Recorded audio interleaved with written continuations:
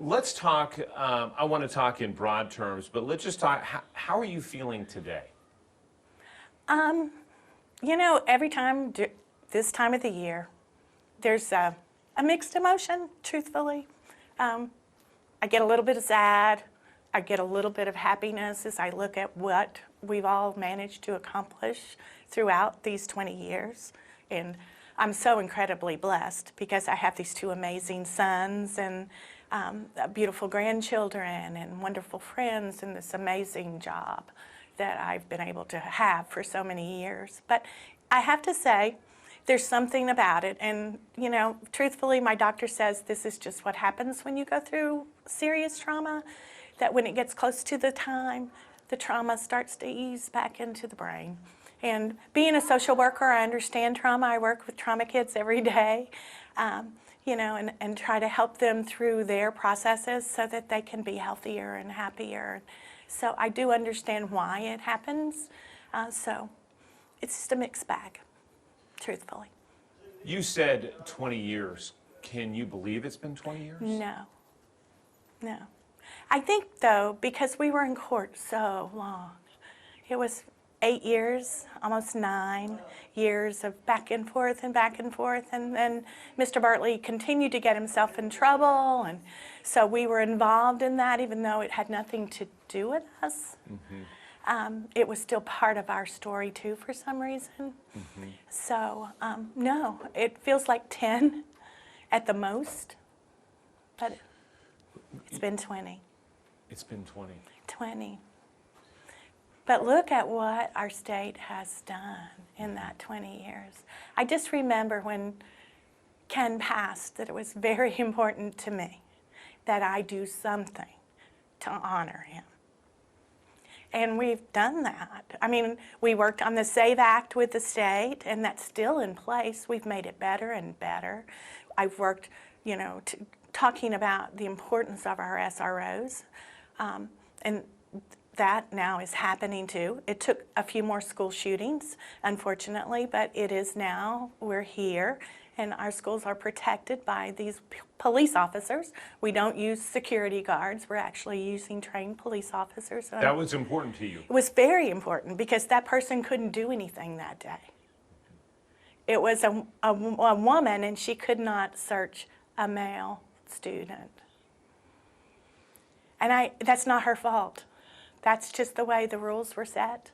So for me, it was very important. If we were going to say we had security in our building, we should have the properly trained people in the building. And the SAVE Act did that. And the SAVE Act helped do that.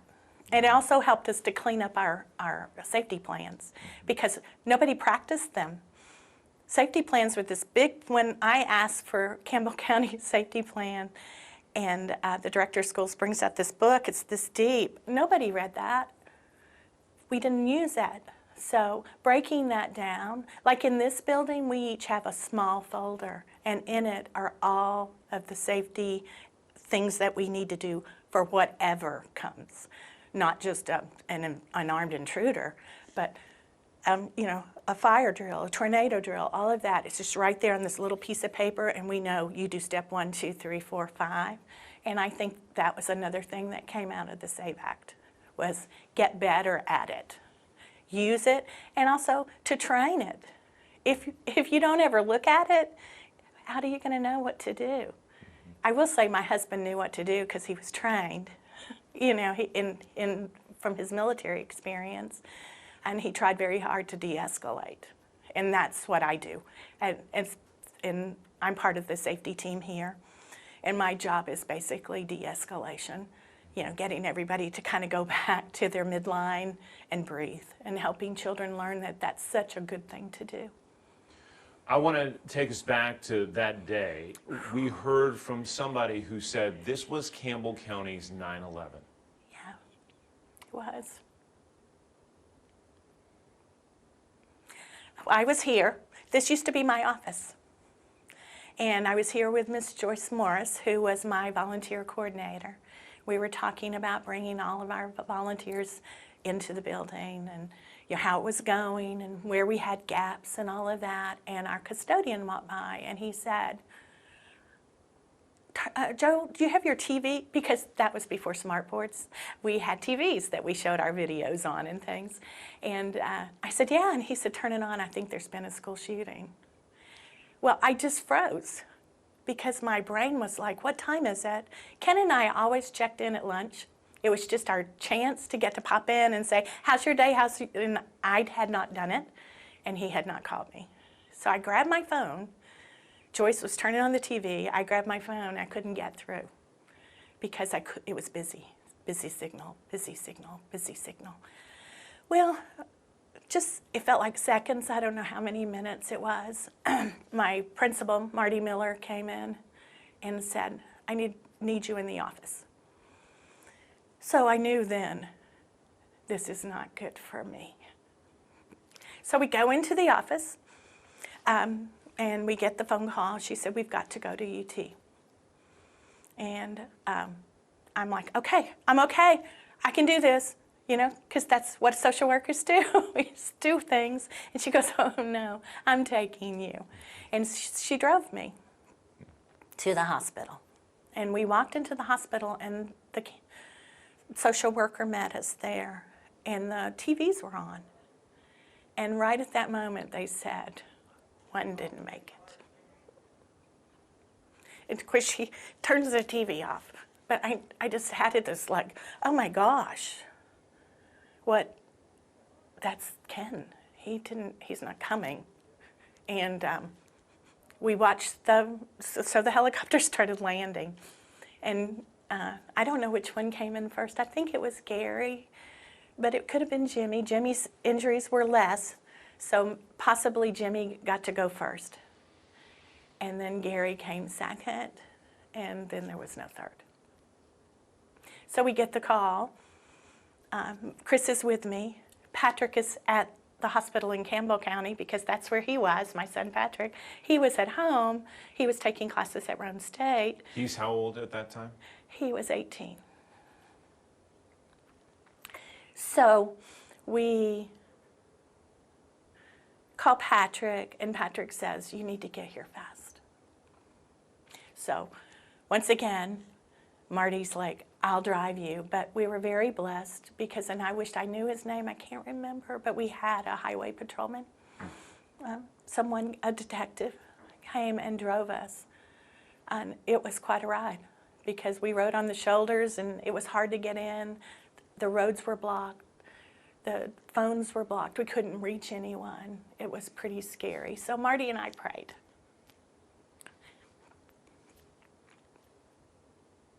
We weren't sure what else to do.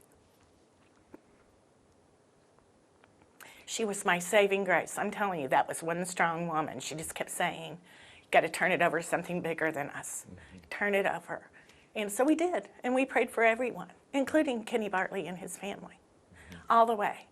My son was just in the back, silent. Chris was so quiet. He's 4 years older than Patrick, and he was just sitting back there, just didn't have anything to say.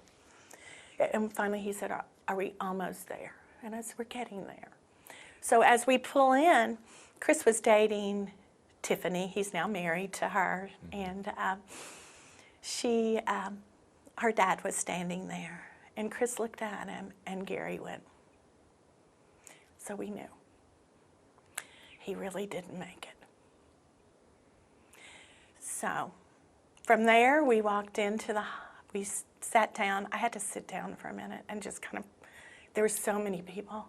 It was amazing how quickly all of the media was everywhere and people, so many people. And I just had to sit down and catch my breath because I told my children from the get-go that we had to honor their dad. So we have to make sure that we are presenting ourselves the right way. It was very important. So we did. So I said, can I just have a minute? Sat over on the side. Our school counselor, Mike Bundy, shows up, and he's sitting beside me, and he says, don't worry about me, Marty. I said, how y'all going to get home?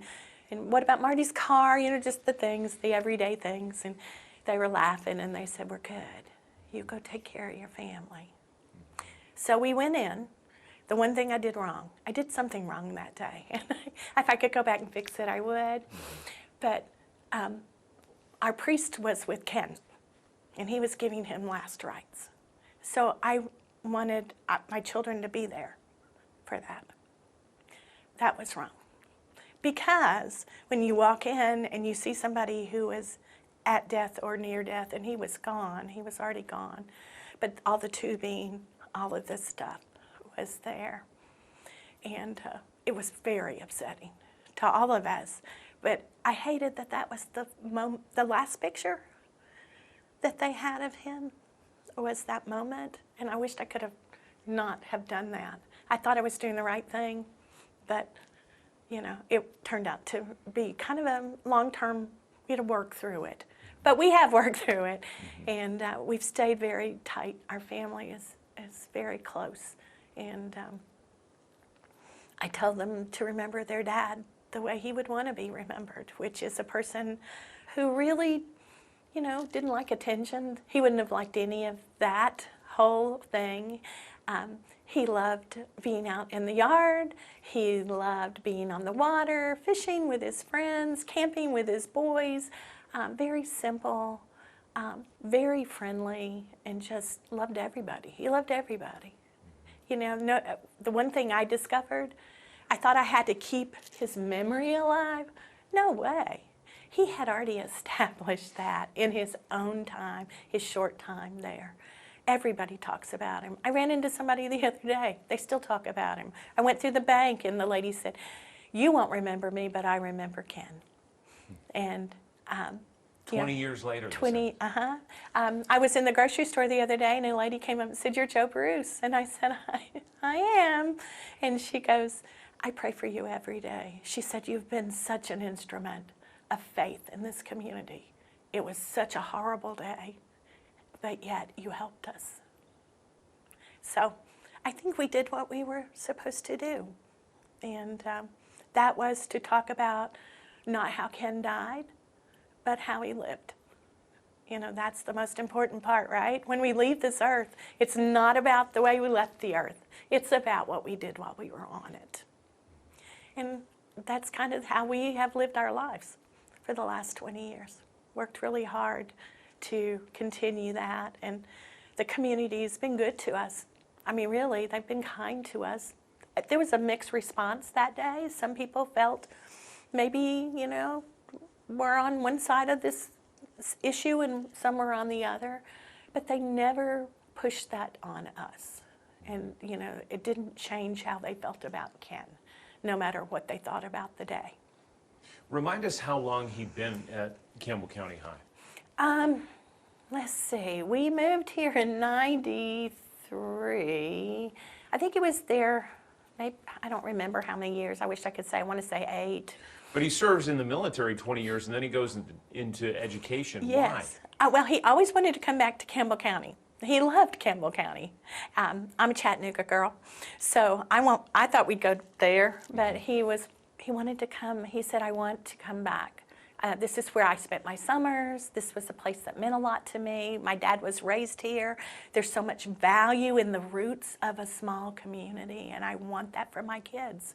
So we moved to Campbell County, and he always wanted to come back and teach. That was his undergrad degree was in education. He taught while he was in the military. He served at Ole Miss as the ROTC instructor, building young men ready to move into their careers. And it mattered to him to come back and give children who maybe had never left the community. And that's the thing we both discovered. I worked there for a while too before I took this job. But how little experience they had maybe with the outside world. And he started up in Newcomb and was teaching a 5-6 split classroom, and then he moved down to the middle school. He went to the middle school, La Follette Middle School. He was in La Follette Elementary School, and then he went to the high school. So he had a good lot. He had a lot of experience across the board. What a foundation. Yeah. And I know that you've lived this in court for years and years. What do you think is important for people to understand about what happened that day in the office? I just know I don't know everything. Mm-hmm. I wasn't in the office that day. That's been really hard for me because I don't really know everything. I only know what the court showed us. And what happened was we didn't know. I think, people thought maybe it was reported by another student that Kenny had a gun in his pocket, and we didn't have anybody to search him except for our principals. Ken was the last principal to enter. He was the one who probably knew the most about guns because he was trained in that arena. He knew it was real. I say all the time, I know what he was thinking. How do we get everybody out of here alive? So he did what he was trying to do, which was to show Kenny, gotcha, I am not a threat to you. And even when Kenny pointed the gun toward him and he was standing, he moved to the door, which is of course what he would do. But Kenny moved him with the gun away from the door. He had a way to leave. I don't know what happened after that, what happened in his mind, but I know my husband was thinking, what else can I do? What to else help this young boy. To help this boy and to help these men and all of us and all the children out there in that building be okay and be safe. So I know that's what was going on in his head. I can't speak to anyone else, but Kenny got nervous, I guess, or whatever. I can't speak for him. That's one thing I've had to give up. I cannot speak for Kenny Bartley. That's his story to tell. But what I think happened was that he shot once, and once that happened, he knew he was in trouble, and he shot. And we thought Ken's was an immediate death. From where it entered, we thought it had been like instant. And the DA was so kind to us. They let us hang on to that until the very last hearing. And she said, I have to tell you something. He didn't die instantly. So he lived 15 minutes. About 15 minutes. I talk to Officer Rob about this all the time because we're working really hard right now. Officer Rob is taking on this project to stop the bleed, to make sure we have more packets in our building because we don't have enough packets. We could maybe help 3 people. You should at least be able to help 5 to 7, but they're expensive. So working on that, I thought, yeah, maybe if there had been that safety box at Campbell County High School that day, we could have stopped his bleeding. Maybe we couldn't have, but maybe we could have. We'll not know. But so that's my project right now. I just keep finding projects as we go along, and whatever I can do to help, I want to help. You lived a lot with Kenny Bartley. What do you have to say to that young man today? I don't know. I had to finally say to myself, I can't save Kenny Bartley because it was hurting my children. So I had to take care of my own. So I guess what I would say to him is I hope that he has found peace too in his world, and I hope one day maybe he will be. I just remember the last thing he said in his interview when he got out was, I just want to be more than the Campbell County school shooter. But to this day, I don't know I know it didn't happen for many years after as he continued to get in trouble. But that's his journey and that's his life. And I don't, he said I wouldn't forgive him. I did forgive him because you have to. That's what our God calls us to do. I don't forget because I live with it every day. But I certainly don't hate him or wish any harm for him. I just don't want to see him. You know, just don't want to see him. How can people honor your husband and your family now? Do you know they continue to do that in Campbell County, by the way. They are, you know, the high school relief fund that was set up provides a scholarship every year in Ken's name. We're still flush in that scholarship. So if I was to say anything, honor Ken by giving a child an opportunity, by making a donation to that scholarship fund so that we can continue to give those two students those scholarships every single year. We've not missed a year. And that allows them to do what?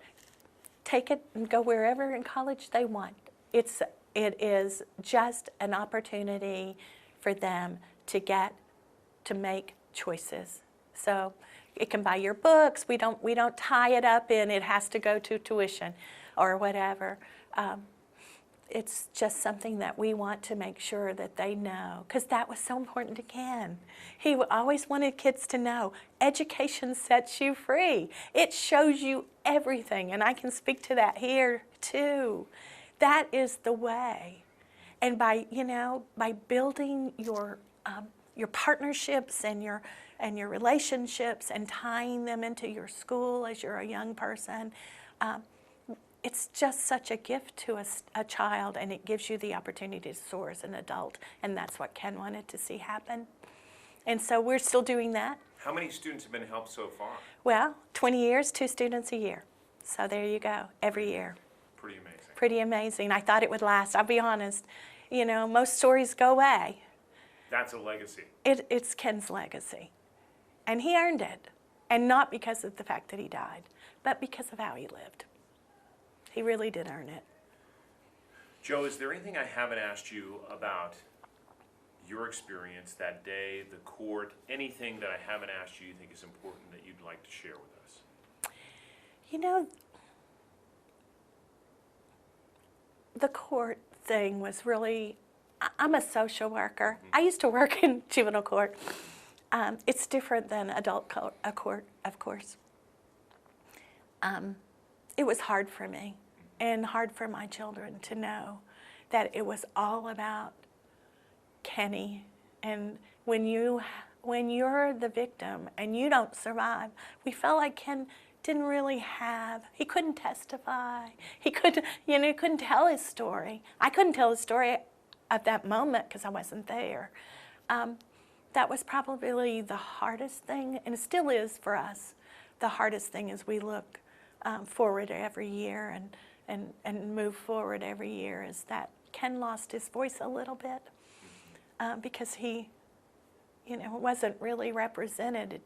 It's to take care of protecting the rights of the person who committed the crime. And I don't want anybody to be mistreated in court on either side. But that was a learning moment for me.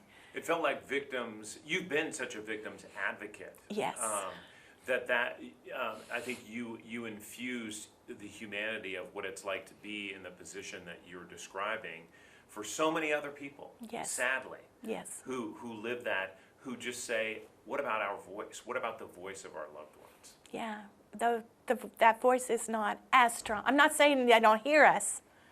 I read Ken's, I made the final statement in court in Chattanooga that day. That's my hometown, by the way. I was like, now I don't feel the same way as I used to, but about that very piece.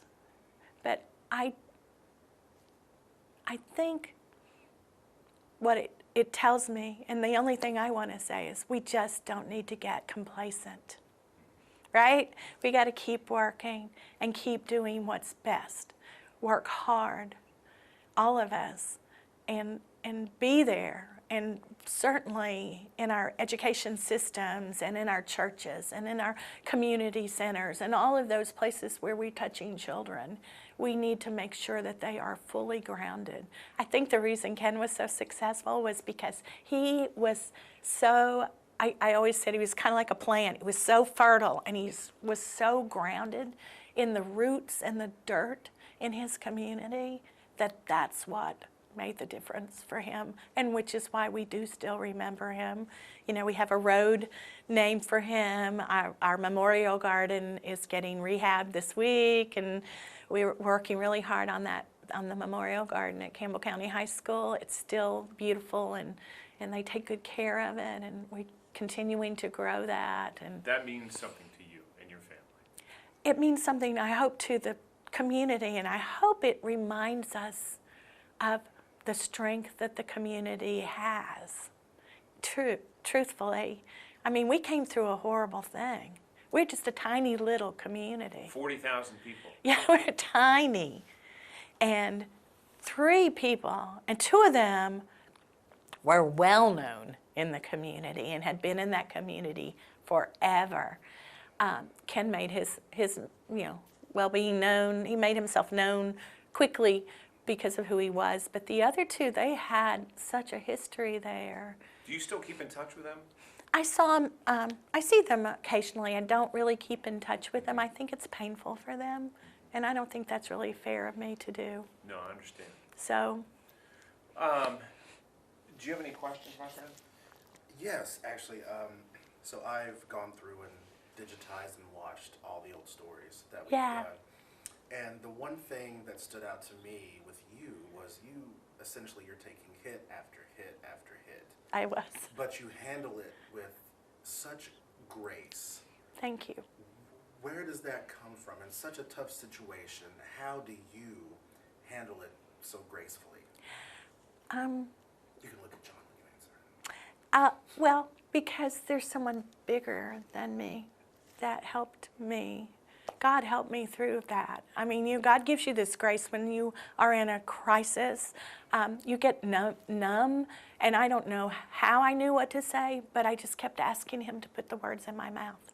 Whatever it was, just put them in there so that I did not make myself look like an idiot. It was, I wanted to honor this man. I wanted to honor our community. And I wanted those 1,500 children, because I could hear I heard Ken Bruce immediately say, take care of my kids. Now, I immediately thought of our 2 sons, but he was talking about all of them. Take care of all of them. And that's why I just kept getting back up. I just get back up and say, yeah, it'd be easier to just turn my head and not do anything. But that would not have helped us. And I hope that people look at it and see that it was just sincerity, that I was just trying really hard to just get everybody going again, get the school back up and going again, get kids in the school and not feeling afraid, and then to start work on what we found, which was we had work to do.